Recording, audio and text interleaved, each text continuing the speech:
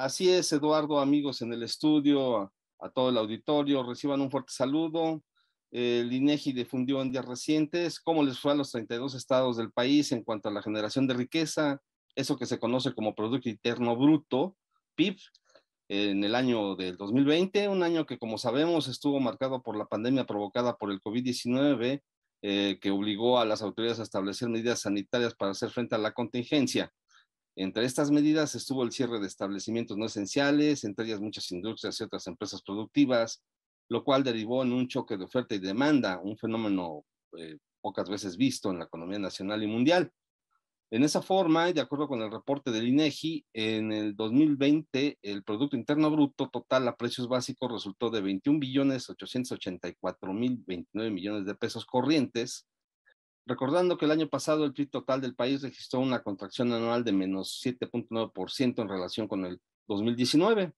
Pues bien, durante la pandemia solo un estado, Tabasco, registró un sobresaliente 3.5% de crecimiento total, obteniendo un 1.8% en actividades primarias y un 10.2% en secundarias, por menos 6.6% en terciarias. Esto quiere decir que en Tabasco las actividades secundarias relacionadas con la construcción de la refinería Dos Bocas y la industria petrolera en general tuvieron un peso muy importante que evitó males mayores. Por el contrario, los 31 estados restantes reportaron caídas de consideración en su economía, pero destacaron los casos de Baja California Sur con menos 23.5% y Quintana Roo, que se fue hasta el fondo de la lista, con un menos 24.1%. A diferencia de 21 estados que al menos reportaron un comportamiento positivo en el sector primario, es decir, produjeron alimentos agropecuarios, el solitario caso de Tabasco lo tuvo en dos actividades. Estos dos estados mencionados registraron cifras negativas en actividades primarias, secundarias y terciarias. Esto es, todos los motores de la economía se desvielaron. Igual sucedió en otros 9 estados, pero Baja California y Quintana Roo reportaron los mayores porcentajes de contracción. Son cifras, pero detrás de ellas está la suerte de miles de seres humanos, de hombres, de mujeres, de adolescentes, de niñas y niños, de emprendedores, de empresarios, de trabajadores independientes, de prestadores de servicios. Y uno puede imaginarse y sentir la desesperación, esa angustia ante una situación tan trágica como esa. ¿Cuál fue la causa en estos casos? Bueno, es sabido la vocación turística de esas dos entidades y la dependencia que tienen de esta rama, la cual se vio afectada por la parálisis con la suspensión de vuelos, el confinamiento y hasta el cierre de fronteras de muchos países, Estados Unidos entre ellos. Nadie estaba preparado para una contingencia como esta, pero al calor de los hechos las lecciones están a la vista y debería acusarse de recibo y proceder en consecuencia.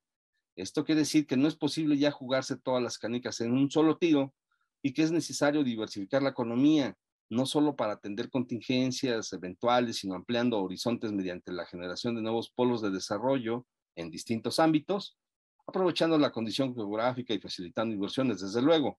Es buena la especialización porque eso permite ser competitivo y tener un sello propio, pero no está de más tener otras alternativas, algo que se llama plan B, para amortiguar de alguna manera eventualidades y calamidades como la de la pandemia.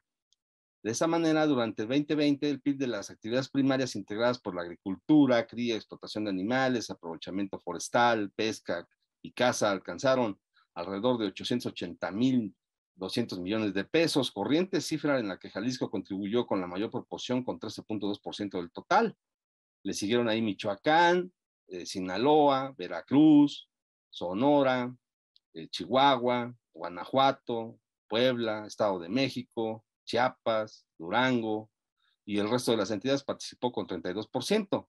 Esta elección pues ha sido bastante dura e invita a reforzar y a prepararse porque finalmente estamos viendo que este tipo de pandemias tambalean y ponen a prueba incluso a las economías más fuertes.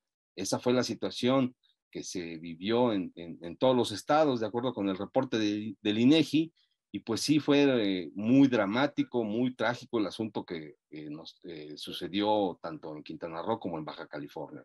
Hasta aquí el reporte, Eduardo.